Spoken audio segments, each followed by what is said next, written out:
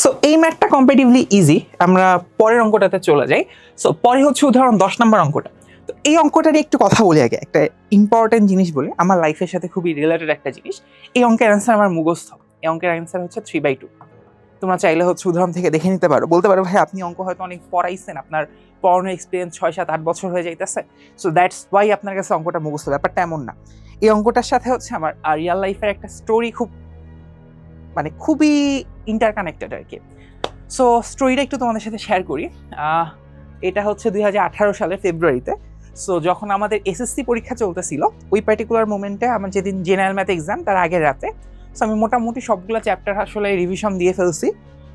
Revision দেওয়া শেষ, আর একটা চ্যাপ্টার বাকি, সেটা হচ্ছে সূচক ও লগারিদম। এই চ্যাপ্টারটাই, এই চ্যাপ্টারের এইটা ছিল উদাহরণের অঙ্ক, এবং তুমি দেখবে এটা হচ্ছে উদাহরণের লাস্ট অঙ্ক। সো আমার মোটামুটি সবকিছু রিভিশন ডান। আমি আগে অনুশীলনের রিভিশন দিচ্ছি, এখন জাস্ট উদাহরণটা দেখে ক্লোজ করে আমি ঘুমাইতে যাব। এই মোমেন্টে এই লাস্ট অঙ্কটা এসে আমি যখন দেখতেছি, এই লাস্ট অঙ্ক যেটা দেখলে আমার পড়া শেষ, আমি ঘুমাইতে যাবো, পরের দিন উঠে পরীক্ষা দিব। ওই মোমেন্টে আমার বাসায় হইতেছে বেশ বড় লেভেলে একটা কান্নাকাটির আওয়াজ পড়ে যায়। সো আমার দাদু ছিল ওই সময় অসুস্থ, অ্যান্ড আমি এসএসসি পরীক্ষা দিয়েছি আমার বাসা থেকে একটু পাশের বাসায় থেকে, আমার একটা ফুপির বাসায় থেকে, কারণ আমার বাসায় তখন অনেক লোকজনের আনাগোনা হইতেছে। আমার বাসা থেকে জাস্ট আমার বলছে এখানে থাকা যাবে না তোমার, তুমি ওইখানে গিয়ে থাকো। সো এই অঙ্কটা যখন আমি দেখতেছি, ওই মোমেন্টে হচ্ছে আমার কানে আসে যে আমার বাসা থেকে, মানে আমি তো বাসায় ছিলাম, আমার বাসা থেকে হচ্ছে চিল্লাপাল্লার আওয়াজ আসতেছে, আমার ফুপিদের আওয়াজ, মানে কান্নার আওয়াজ। তখন আমি খুব ভালো করে বুঝে গেছি যে আসলে আমার খুব কাছের যে মানুষটা, দাদু, যার হাত ধরে আমি ইংলিশের একটা ফ্লুয়েন্সি তৈরি করতে পারছি, যার হাত ধরে পড়াশোনার একটা বড় অগ্রগতি আমার হয়েছে, যে মানুষটা আমার পড়াশোনার একটা বড় খরচ সবসময় বেয়ার করে গেছে, সেই মানুষটা আর পৃথিবীতে নাই। সো ওই মোমেন্টটাতে এই একটা অঙ্ক আমার বাকি ছিল রিভিশন দেওয়া, ওই অঙ্কটা রিভিশন দেওয়ার মোমেন্টে আমি আসলে এই নিউজটা বুঝতে পারি, রিয়ালাইজ করতে পারি। অ্যান্ড এই অঙ্কটার আমার তখন আর রিভিশন দেওয়া হয় নাই। অ্যান্ড পরের দিন সকালবেলাও হইতেছে, এই অঙ্কটা হচ্ছে দেখে যাওয়ার সুযোগ হয় নাই। মেন্টালি ওই রকম একটা সিচুয়েশনে আমি আসলে ম্যাথ পরীক্ষা দিতে গেছি। অ্যান্ড হয় না, তোমরা গ্রাম অঞ্চলে তো জানো যে হচ্ছে কেউ মারা গেলে ওই যে ভ্যান বা রিক্সা ভাড়া করে যে মাইক্রোফোনে বলে দেয় যে অমুকের মৃত্যুর সংবাদ দেয়, দেন হচ্ছে ধরো তোমার কখন কোথায় জানাজা হবে, এটা জাস্ট হচ্ছে একটা অ্যানাউন্সমেন্ট দেয়। গ্রাম অঞ্চলে এটা হয়, শহরে আমি দেখি নাই আর কি, জাস্ট মসজিদে হয় মেবি।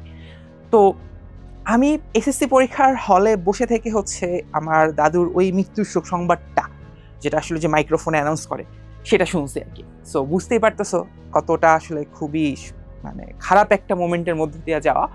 সো ওই মোমেন্টটাতে পরীক্ষার হলে মেন্টালি কতটা আসলে আনস্টেবল একটা সিচুয়েশনের মধ্যে ছিলাম, এটা মোটামুটি প্রেডিক্ট করাই যায়। তো এই অঙ্কটাই হচ্ছে সেই আমার রিয়ালাইজেশনের অঙ্ক। আমি যতবারই হচ্ছে পড়াই না কেন কাচ্চাদেরকে, এই অঙ্কটা যখনই আসে তখনই হচ্ছে আমার মাথায় শুধু ওই জিনিসটাই ঘুরপাক খায় যে এই অঙ্কটা আমার পরীক্ষার লাস্ট অঙ্ক ছিল, যেটা আমি রিভিশন দিলে হচ্ছে আমার রিভিশন হয়ে যেত। এই অঙ্কটা আমার রিভিশন দেওয়া হয় নাই, দেন পড়াতে গিয়ে এই অঙ্কের অ্যান্সার যে 3/2 সবসময় আসে, এটা আমার মাথায় থাকে। এই অঙ্কটা আমি হচ্ছে দেখছি, এই অঙ্কের অ্যান্সার সবসময় 3/2 থাকে আর কি। সো এটাই তো, চলো শুরু করে দেখি কি থাকে আর কি। তবে একটু আরেকটা মজার জিনিস বলে ফেলি, যে হচ্ছে যদিও রিভিশন দিই নেই, এই অঙ্কটা আসেনি আমার বেলায় পরীক্ষায়। অ্যান্ড ইন্টারেস্টিংলি আমার বাদ বাকি অঙ্কগুলো আমি খুবই মোটামুটি ভালো অ্যান্সার করে আসছিলাম। আমার তারপরও এইরকম মেন্টাল সিচুয়েশনে থেকেও আমার আসলে 98% মার্কস আসছিল জেনারেল ম্যাথে। ঠিক তার পরের দিন ছিল হইতেছে তথ্য ও যোগাযোগ প্রযুক্তি এক্সাম।